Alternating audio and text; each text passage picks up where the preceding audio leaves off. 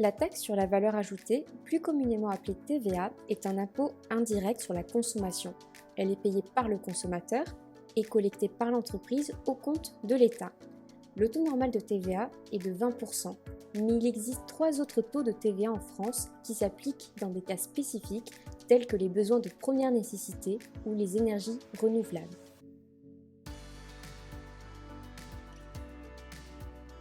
Voyons ensemble comment fonctionne le mécanisme de la TVA. L'assujetti, c'est-à-dire l'entreprise, collecte auprès de ses clients la TVA facturée sur ses ventes. On parle de TVA collectée. C'est-à-dire que si un produit vaut 100 € hors taxe, il sera en réalité vendu toute taxe comprise 120 €. Parmi ces 120 €, 100 reviendront directement à l'entreprise et les 20 autres seront enregistrés comme TVA collectée. D'un autre côté, cette même entreprise va déduire la TVA que ses fournisseurs lui ont facturée. On parle de TVA déductible. Il vient ensuite le moment de la déclaration de la TVA. On parle aussi de liquidation de la TVA. Cette dernière intervient tous les mois. Vous l'aurez compris, il y a 2 cas possibles au moment de la déclaration de la TVA. Si la TVA collectée est supérieure à la TVA déductible, alors l'entreprise doit reverser la différence à l'État. On parle de TVA à payer.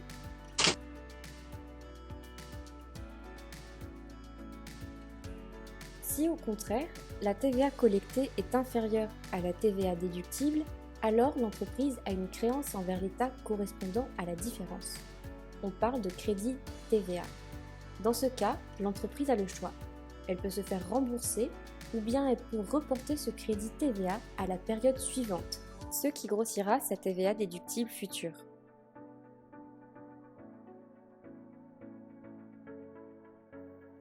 Il existe 2 types de régimes concernant la date d'exigibilité en matière de TVA suivant qu'elle concerne les prestations de services ou de biens. En effet, pour la TVA sur les débits, c'est-à-dire issue de la vente de biens, la date d'exigibilité est fixée au moment de la livraison, c'est-à-dire suite à la réception de la facture. Pour la TVA sur les encaissements, c'est-à-dire issue d'une prestation de service, la date d'exigibilité est fixée au moment de l'achèvement de la prestation, c'est-à-dire suite à l'encaissement de la facture. Voyons à présent comment la TVA se présente dans les états financiers. Tout d'abord, il est important de retenir que la TVA n'a aucune influence sur le compte de résultat qui ne présente que des opérations hors taxe. Sur le bilan, avant liquidation, la TVA collectée s'inscrit dans le passif car c'est une dette envers l'État. De son côté, la TVA déductible s'inscrit dans l'actif car c'est un crédit que doit lui rembourser l'État.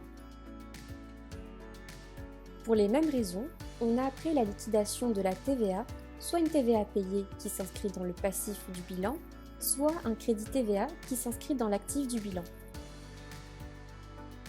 J'espère que cette vidéo vous a plu. Si vous avez des questions, n'hésitez pas, nous nous ferons un plaisir de vous y répondre dans les commentaires. N'oubliez pas de vous abonner et activer la cloche pour ne louper aucun contenu. À très bientôt!